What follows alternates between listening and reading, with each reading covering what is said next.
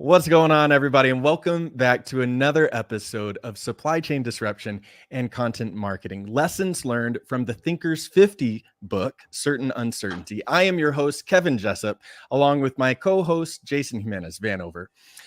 This week, this is our weekly touch base with our audience to dig into a couple things on the book Certain Uncertainty by Des Dearlove and the Thinkers 50 group. And the whole point of this is to talk about the different takeaways and how it applies to supply chain. We'll draw a correlation between supply chain from last week, and we'll also explore ways in which it's useful in stabilizing your business and your personal outlook. The topic of this week is quiet quitting. In an essay by Ori Brofman and Rom Brofman. Am I pronouncing that right? I think I am. Let's pretend that I am. We have a special guest with us today in this discussion, Lauren Began. So Jason, if you would give Lauren a little welcome and we can get on. Hi, Lauren. Thank you very much for joining us today. Lauren is the Maritime Professor. She is the CEO and founder of the maritimeprofessor.com. It is a supply chain, e-learning, and regulatory topic platform, and she also hosts a weekly podcast. In addition to that, she is the principal and founder of Squall Strategies, LLC, which is a maritime consulting and legal solutions company that specializes in FMC issues and other maritime or supply chain matters. So, with that being said, Lauren, did I miss anything? And if not, what did you think of this chapter? No, thank you so much for having me today. Great to be here with you, Kevin and Jason, and you did a great job. Thanks for the introduction. Awesome. The weekly podcast is called By Land and by Sea, an attorney breaking down the week in supply chain, where I do just that. I kind of break down what's going on in real people speak, right? Because if the lawyers are just talking to the lawyers, nobody really understands what's going on. So, no, thanks for the opportunity. This is such a cool idea for a podcast and for a continued discussion working through the book. It's almost like kind of having a class that you're doing a book report study on, right? So right. Yeah, I love it. I think this is cool. And the lawyer nerd in me is like loving this, actually. That's awesome. No, this is cool. And so actually, I teach, I'm an adjunct professor at the Massachusetts Maritime Academy. And one of my courses in the master's program is organizational behavior. And quiet quitting is one of those topics that we cover. So once I saw that this was the chapter, I thought this was so cool. I mean, I love talking about this because especially in post-pandemic business world, this is such a relevant topic. So quiet quitting, stop quiet quitting your life, right? I think that's what the chapter is called. Yes, we are. This is a really interesting chapter, I thought. It was certainly business oriented, but it veered into personal life and how your personal life can affect your business and vice versa, and how kind of the attitude that you bring to all of that colors everything and is all interconnected, I think is what the authors were kind of presenting. Definitely. So tell me a bit about the idea of quiet quitting. We've heard a lot about it in recent years for employees that have decided to quiet quit. We've heard many other terms all the way up through what is that other one? Loud hiring or something like that. Yeah, right. More recently. So kind of tell us just to kind of help our audience understand what exactly is quiet quitting. Yeah, so it's a great first starting point. I think it's finally it's finding its way into our conversation on a broader scale, on a societal scale, but I don't think it's a new concept, right? And the chapter kind of talks about that, is that, back all the way to 1907 is where they can start to attribute some of this slowing down your enthusiasm for your work, I think is kind of one way of the way that they're describing it. I don't think that started in 1907. I think that's tale as old as time. Yeah. Right. If you get if you get disengaged, or if you get kind of disenchanted with where you are or what you're doing, you're going to start slowing down, your enthusiasm for it. And I think that's what quiet quitting comes down to. I argue kind of two different sides of it. I mean, like I said, I'm an attorney, so of course I have, this, but then if you think about this, but quiet quitting isn't necessarily a bad thing. And what I've seen from my class and some of my students is it almost seems to have a generational divide on the how you approach it, whether you like it or you don't like it. Quiet quitting can be seen as, well, you're just not putting in enough effort, and you're kind of like circumventing the initiative of the overall company, and you're therefore pulling down your kind of dead weight. Quiet quitting, right? You might be this, well, I don't want to be here anymore, and so instead of actually quitting, I'm just gonna just do the bare minimum and barely show up and roll out of bed, and it's all virtual anyways, and that sort of thing. But the other side of the coin is quiet quitting could be kind of protecting yourself from the hustle culture that is burning out society. Definitely. I remember hearing around 6 months or so ago, Elon Musk had mentioned, or maybe it was Jeff Bezos, it was one of the two, had mentioned that he expected his employees, his full-time salaried employees, to be working well beyond a 40-hour work week at all times. And that really speaks some to what you mentioned about that hustle culture. Like, when did the expectation for giving away your essence beyond your obligation really become kind of the norm? You know, Yeah. but the Brofman brothers, or whoever they were, I don't remember, sorry, they described it as, you can kind of see someone's light seeming slightly less than usual, almost like a candle in the wind. Is that kind of an accurate depiction when so many of us are quite literally virtually phoning in our positions? Yeah, I mean, I think it was an interesting shift that happened post pandemic, right? And I say post pandemic, so certainly encouraging employees to come back to the office is probably a good thing, right? I mean, there is some. I think most people appreciate a hybrid workplace.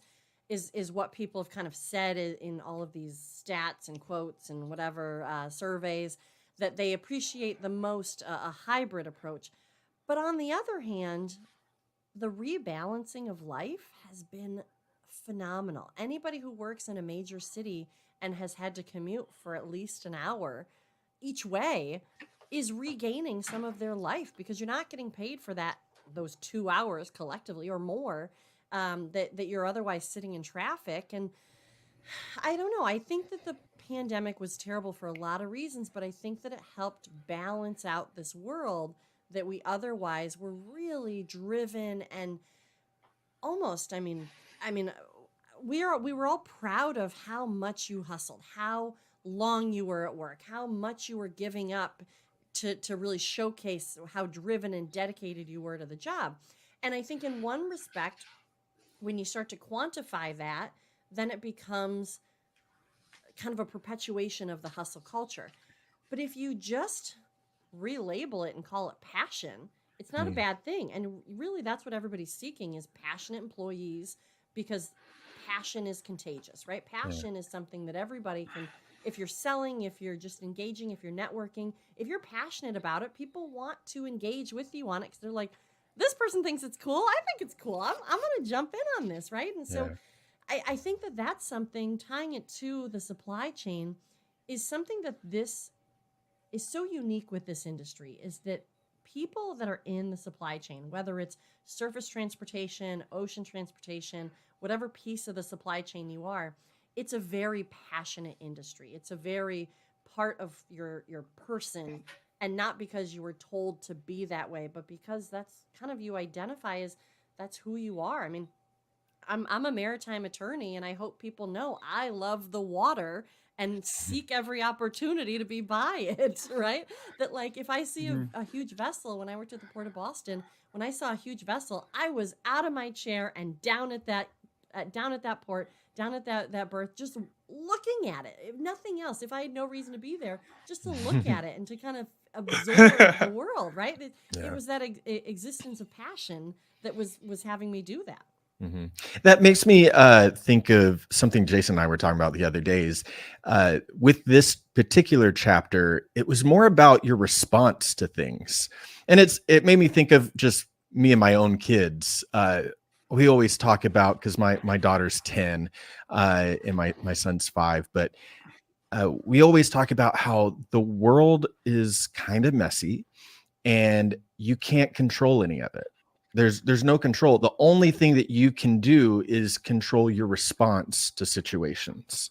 And that was the biggest takeaway that I took from this particular chapter. I didn't quite agree with how they lined some of this chapter up and how they communicated that, but it was all about your response to things. You can let your light kind of be dimmed out. And, I can speak from personal experience. I've had jobs kind of recently where I just lost the passion for it. And I think a lot of people, especially during COVID, lost passion. And so how do you reignite that? And it's about your response. How do you respond to those situations and latch onto something like, oh no, I'm on board for that. How do I get more into that? So I don't know if you have an answer for this. I'm just kind of thinking off the top of my head, but especially for those in the supply chain, because without supply chain, the world doesn't exist, or maybe if you have some feedback or suggestions, how do people who find themselves with a dim light that are in supply chain, what do you recommend to maybe find something to latch onto that could maybe reignite, maybe not full flame as they call it in the book, but just going towards, with baby steps in the right direction? Do you have any advice? I think you're 100% right on track with that. You control your response, right?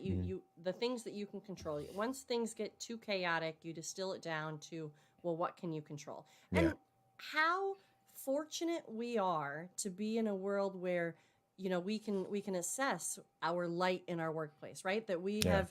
We feel comfortable that we're not going to get fired. We're not going to be, unemployed, because right now the economy being kind of in a downward trend, there are a lot of people, especially right around the holidays, that are getting laid off. But that's, having these conversations help create a more fulfilled overall person. And so I would almost argue that the chapter talks about your light going out and the dimming of the light, and never really brings back, like, well, where did that light go? Did it shift or does it just diffuse, right? Like, are you blowing the candle out, or are you just moving the candle to a different cake because you don't like this cake anymore? Yeah. And so I would almost say, I think my thought would be the light doesn't go out.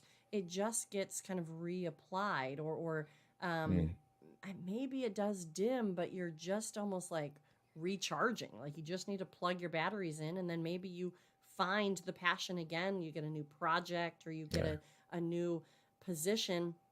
But the other side of this is maybe you start rage applying, right? Like, if you hate where you're working and it's gone so far as that you are like, oh, this place sucks. I'm not like motivated. I hate the people that I'm working with. Like, all of this is just bringing you down. And COVID helped us recognize that, because we rebalanced our life. We found kind of joy with the rest of our life, that we're like, yeah, I could do that. And this seems less important all of a sudden. Rage applying, I think, also is a thing. Maybe it hasn't been coined yet. Maybe you heard it first, right? Rage applying. Yeah. Right? But I think that's it. So we got quiet quitting and loud hiring. Rage applying. You get to a point where you're like, I just can't do this anymore. And you're not afraid of getting caught applying somewhere else. And I think that's the thing. Nobody's really going to like catch you applying and fire you because of it. But I do think that, like, there is that hurdle of, like, you drop down, you do your work, you figure out how to kind of preserve your homeostasis, your baseline. Yeah. And then you get pissed, right? Mm-hmm. And so that's where the flame comes back. Hopefully the employer, the company, can see that you're starting to disengage, find a way to bring you back.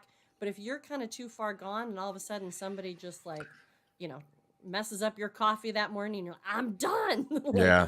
Then you start applying to 100 places a day, and you found your light again. Yeah. And the biggest thing from that is recognizing that is the situation that you're in. Mm-hmm. You need to identify the problem before you can address it. But then also remembering that if you are burnout, there's a safety aspect, especially for those that are in supply chain. If your standards can be laxed because you're just mailing it in, And not only you, but those around you could be in danger because of that. So that's not good. If you are in a leadership position, don't be afraid to delegate. Get the things off of your plate that don't spark joy, if you will. And that should give you some time to re-examine, be a little bit more introspective, find the things that do spark joy. And that's where you should give your attention. But it's just one of those things of it's something that I was talking about with a friend of mine the other day of if you are burned out, not only can you not serve yourself, but you can't serve others. You got to address those issues and fix them so that you can be more effective. Everyone can be effective. You just need to figure it out, And that's what we learned, I think, from the COVID shift too, is, where people were showing up pre-COVID. So this is the interesting part about teaching courses right now, is that some of my students have never really worked right now, have never worked in pre-pandemic world. They Oh, were in wow. school, right? Yeah. 2019, 2020. So they haven't even had an internship. Some students, right? Yeah. That they are just entering this world where people still see it as a temporary fix to be allowed to work from home. Yeah. And so it still feels kind of like this benefit. Whereas the workforce that will be coming beyond this kind of very, very marked change Yeah. will just see it as, well, no, that's just how it is. Like, it's Yeah. not a No, it ain't. benefit. That's the baseline. What are you talking about? Yeah. Of course you can work from home. I'm not going to be commuting for an hour and a half. That's insanity. So, I've already heard people start to say, well, this new generation, all they want is work from home. Well, the people who have rebalanced their life see the value in it. I think society sees the value in it. And I just had another thought come in. Not everybody can work from home, right? I mean, Yeah. that's the other thing. And that's why we're seeing a lot of employee unions that are very hands-on work start to say, look, nobody thanked me for showing up every day during COVID. I couldn't go home.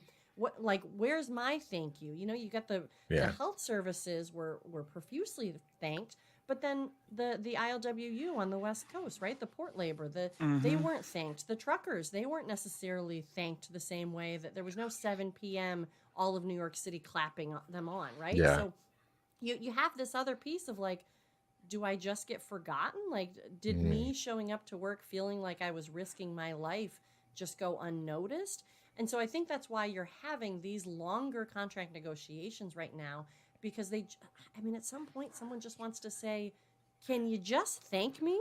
That's kind of it. So, but I think that, so I'm kind of going all over the place. Yeah. Flooded with thoughts on this topic, Yeah. but that's it. I think that maintaining your own check-ins, making sure that you're not overextending where you can, but then also finding ways of being creative with your own team, whether you're the manager or you're one of the worker bee employees, figuring out ways of either communicating what you need. And even if you are a hands-on operations, emergency management, whatever it is, maybe you still have trainings that you need to do once a month or paperwork that you need to fill out once a month. Ask for that to be your work from home day, and all of a sudden an otherwise like policemen can't call it in, right? They have to be out in their cruisers, but maybe they have paperwork. That could be a day that they do the paperwork from home, or just to try to rebalance it. And I think that if you recognize what's happening to your workforce and you stay open with your communication, and both ways, you got to be communicating up to your manager as well. That's where you break free of some of this I'm done here, right? This quiet quitting of like, I'm done. I can't do it. This is ridiculous. They don't care about me anyways. What advice would you have to maybe some senior leadership in supply chain and how they could better foster a culture that can address those issues ahead of time? Yeah, so we talk about this in my class. Stay creative, and I'm not talking pizza parties. I'm not talking ice cream socials. Stay creative in how you stay engaged, because I've only taught in all of my classes from a virtual platform. I was set to teach in person fall 2020, and of course that didn't happen. But that doesn't mean, but that doesn't mean that my students don't feel comfortable with one another, comfortable with me. I mean, I feel like I know all of my students. I've never Yeah. actually met most of them in person, but it's that purposeful commitment to, this is Hollywood Squares. We're all going to be on camera and we're all going to stay engaged. I'm committed to it. And so I hope and encourage you to be committed to it too. And so managers trying to do that, you're not going to lose that connection. You do lose some connection by being virtual, but you don't lose it all. But if you stay committed to that, then you can create that. That also helps people feel comfortable with you enough to say, hey, can I just chat with you afterwards? And you set up a side conversation virtual where you just chit chat for a minute. Like, you're not racing to go. The same way if you pop by their office, you're not racing to go. Just that open line of communication. I can't stress it enough, but to me, it feels like the more you allow communication to happen, the better you will be at identifying problems before they become catastrophic. And committing yourself to leadership training, right? I mean, just because you get to be a manager doesn't mean you know anything about managing. Yeah. Oh, I've been there. Right? We've all I've seen it come. I've been there when in my business where there were times I was like, it's growing, it's great. I have no clue what I am doing from a business standpoint. However, I know how to handle content. So I really appreciate that whole idea of having more than just the pizza party, or they did an ice cream social. And I find it really comical because I've literally seen companies hype up those two things in the last week on LinkedIn. And I can really see where it kind of feels a bit disheartening. Like, okay, thank you is great, but we have inflation, we have all of these things, and to me it kind of seems like this conversation keeps going back to disengagement. I believe it was a recent Gallup poll had mentioned that somewhere around 60% of employees are currently disengaged, and they equate disengagement with quiet quitting. Now, just to kind of round us out here, I was under the impression disengagement didn't necessarily mean quiet quitting, because I think that you could be disengaged and still be doing a stellar job. Just maybe you're not in it as good as you could be. Am I kind of resummarizing that right, or what are your thoughts? I mean, sounds like you need a promotion if you can be checked out but still stellar, right? Yeah. Yeah. Well, And that's it too. I also read a story that I think it was Bill Gates said that he looks to hire lazy people because you will not find a more efficient person than somebody who's just Yes. trying to get it we've done talked about and get this. out. We we've talked about Yeah, that recently, that's actually. good. Um, That's good. one of my friends and a fellow business owner, his name is Shinkar Ponsale. He had mentioned that one of his things is that he loves the idea of being lazy, because someone that is lazy is going to figure out how to automate something that someone else hadn't figured out yet. Mhm. So I really think that when you look at engagement, being able to feel good about what you did and have something done. Sometimes we're all too focused so much on the tangible things, the deliverable things, how many containers were there, how many shipments were they delivered on time. Sometimes it's easy for us to overlook all that goes into making sure those containers can be delivered. And a big part of the remote workforce is just getting in that proper headspace. Much like all of us, and what you were saying with your students, I've been remote now for well over a decade. And despite that, there are still days where it is challenging to make my family understand that I am home, I am upstairs. I am home and upstairs. That does not mean I am home upstairs and wanting to talk to you or hang out with you all day. Mhm. So, what would be some kind of actionable steps we could give people that are either new to the idea of hybrid work or maybe new to remote work, that they could really be successful and not have a higher risk for disengagement if they are working somewhere where maybe their communications is not quite as ideal? And could Does I that make add to sense? that question too? Let's also add in there the idea that there are those new people. new professionals in the industry, and companies may start having them come back in. So how do they deal with that idea and still maybe maintain that fire? Yeah. You know, one of my jobs, I was told, well, butts and seats matter. Mm. And I mean, I think product matters, right? I think if I'm Yeah. able to get my stuff done, like if my butt's in a seat and I'm sleeping, that's not helpful, right? But Yeah. if you assign me 5 projects and I get it done by Tuesday, I mean, what am I just going to sit here for the rest of the week and just, Mhm. like that I don't feel like I'm being efficiently used. I could be hanging out with my family or my friends or doing anything that I care about, just because I was more efficient than what you thought it was going to be. Yeah. And so I think that that's important to recognize too, that this shift of I don't think butts and seats is the piece that matters, right? I think Yeah. it's, are you able to get your work done? Because when you come to your performance reviews, it's not, well, I saw you were out of your desk for 90. I saw you were there for 95% of the time, but there was a good 5% you just weren't at your desk. So I'm going to have to ding you. Like that's not Yeah. it, right? Like it's, well, you got 30 projects done, or you increased our sales 20%, or you start to, the products and kind of your results matter at the performance review, but your day to day, the results don't matter as much. And so making those disconnections makes sense Yeah. because everybody feels it. The employee certainly feels it.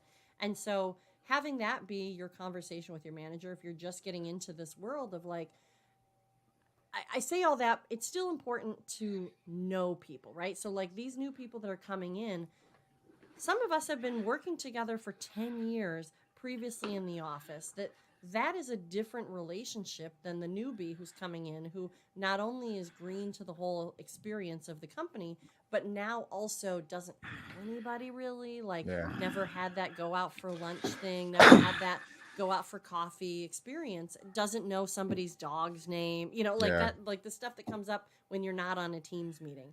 So I think finding ways, if you're the manager, if you're entirely remote, finding ways of creating some of that organic conversation that creates that, I don't want to say Camaraderie, perhaps? camaraderie. That Yeah, I was going to Yeah. say camaraderie? friendship, but like you're not friends, you're coworkers. But like Mhm. some coworkers turn into friends, but I don't love the whole we're family. Yeah, Right? Like that's we're toxic. friends, right? Like Yeah. it just creates this like Yeah. no, then I'm like, there was a meme that I saw, or a video that was like, well, if we're family, I'm going to talk to you like family. You didn't do Yeah. this again, right? Like, and you really take off the That's filter. that's Yeah. kind of So, takes us into that whole hostile workplace type yeah, conversation. you still Yeah. want to be That's a professional. yes, Yeah. that is So a yeah, topic for a different yeah, episode. yeah. But Of that would be my advice, is just Yeah. figure out, okay, so if you are still making your marks, right? Be Mhm. results driven yourself. And whether that looks like passion and above and beyond, or whether that looks like hitting all your key performance index, your KPIs, your any of your job duties that are in your job description. I think getting back to understanding what your job description is, making sure that you're covering that at least. Mhm. That's another way of looking at quiet quitting, is reducing your efforts to just your work description, because that's not quitting. That's just kind of reassessing. Maybe that's downshifting for a minute while you can be creative in another way, like, because you Yeah. can't be giving 110% all the time and not burn out. Yeah. And you're not going to be very definitely. creative when you're giving 110% because you're so overwhelmed. So allowing your employees to downshift is good too. Mhm. Definitely, it can provide that creative spark that you sometimes need, just almost like a factory reset for the mind, kind of to set back and say, okay, what else could we come up with that we haven't done yet? And it's hard to get into that creative space when you Yeah. are going nonstop. Yeah. I find it really interesting that we get into this topic of quiet quitting and burnout as we are moving into the final weeks of the year. At least in my household, there is no stressful period than the 15th through the 31st of December, because it does not stop. Yeah. And it's there's a lot of things that happen. And I really think that there is a greater conversation around all of this on how you can both reduce your risk for burnout by creating that camaraderie you mentioned, by seeking to find ways to get more out of what you want from your job, by not necessarily tying everything to a deliverable like you're sitting in that seat, but rather this is your true productivity, this is your true efficiency. Yeah. And if you're hitting those efficiency targets, you shouldn't incur the wrath of anyone, hopefully. Mhm. Now, I know there are exceptions to that rule, but we do see these new contracts, these new laws coming out that are designed specifically to help us be more agile, be more flexible, and really try to enter that full flame mode you had described. Well, and it's identifying the give and take, right? Because you don't want to discourage someone to go above and beyond either, right? I mean, we're kind of talking I approach this as a self-starter myself, right? I mean, that's why I created these businesses, because I'm not afraid of me getting my work done, because I know that I will and I can, and I find a path forward for that. But it's also, I mean, you have to find a way to give and take. Like when you're working in a larger company and you're staying after hours to get something done, you haven't been asked to do it, you don't get paid overtime.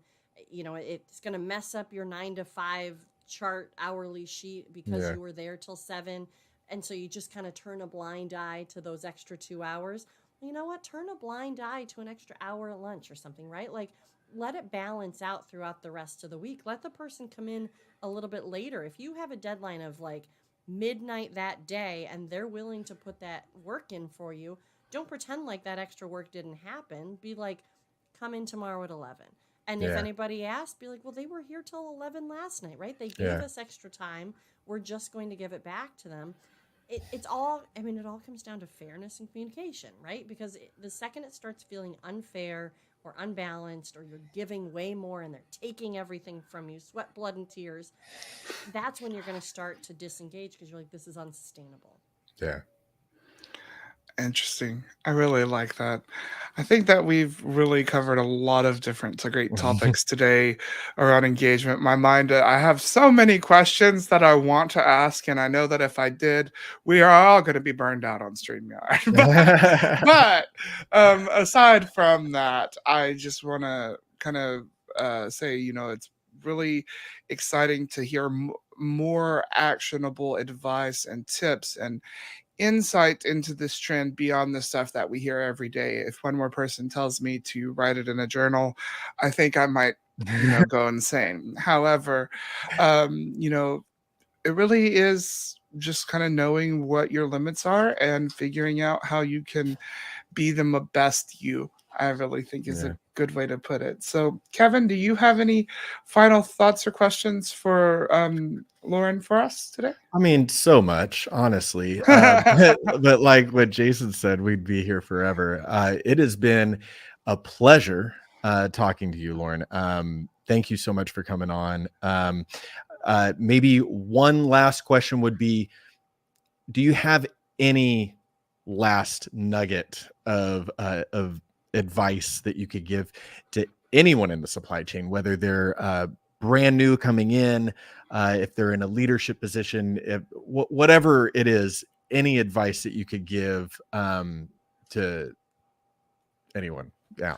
Yeah, I mean, so that's the thing, is that the supply chain, the global ocean shipping, the ecosystem has seen a wild ride over the past few years, right? We went from COVID congestion, which was, we had ocean shipping freight rates skyrocketing up to $20,000 a box, and everything is backed up, and warehouse space is backed up, and there's not enough chassis. I mean, so I work in the world of ocean shipping, and so that's kind of where I approach all of this.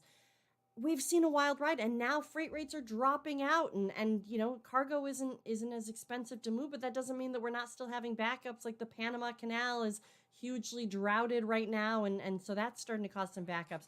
There's always going to be something happening to the supply chain there. That's why we love it, because it's always a challenge. There's always something to solve. There's always something to say, I overcame that. And I think that's part of what we all are addicted to in the supply chain is there's always something to be figuring out. I think the best thing that you can do is make sure that when you are giving a lot of yourself, that you make sure to check in, right? Make sure that you and when you have the luxury of checking in, right? Because this industry runs at a burnout rate. I mean, I think we have a lot of truckers running at a burnout rate anyways. Yeah. That I think that as you are able to make sure to balance out that life, that effort, that everything, so that you can come fresh again with the next problem or the next whatever it is. Because if you act as though everything is the house on fire, when the house is really on fire, you're not going to have much left to give. So figure out a way of creating a lower threshold of your house on fire moment. Don't treat everything like it's the biggest fire you've ever seen, because it can't be. And just figure out a way of staying open and honest, and don't take advantage of it, and make sure no one's taking advantage of you. I think that's it. Just fairness and communication is really key. That's good. It sounds so Definitely. trite, but it's true, Yeah. right? I mean, It really is. Definitely. Well, just as we've wrap up here, I want to say thank you to everyone that had time to visit with us today, as well as thank you to Lauren Deegan. Did I say your last name right? yeah, you did. She is the Maritime Professor. She's the CEO and founder of the Maritime Professor. I'm showing it on your screen here. Go give her a like on LinkedIn, see what she's doing. Check out her weekly podcast, By Land and by Sea. And in the meantime, we will be back next week to dig deeper into the idea of certain uncertainty, which touches exactly what you just said. There's always going to be something wrong, some sort of fire, something going wrong, no matter what you plan for. And the sooner that you recognize there is going to always be that fire, the more effective you're going to be at your own job and your roles and responsibilities today. Yeah. And in fact, in our next episode that we will return to beginning of next year, we're going to be talking about burnout entirely. So I want to thank everyone one last time. Thank you again, Lauren. Thank you, Kevin. I hope you have a fantastic holiday if you celebrate, and have a great afternoon. Thank you. Bye.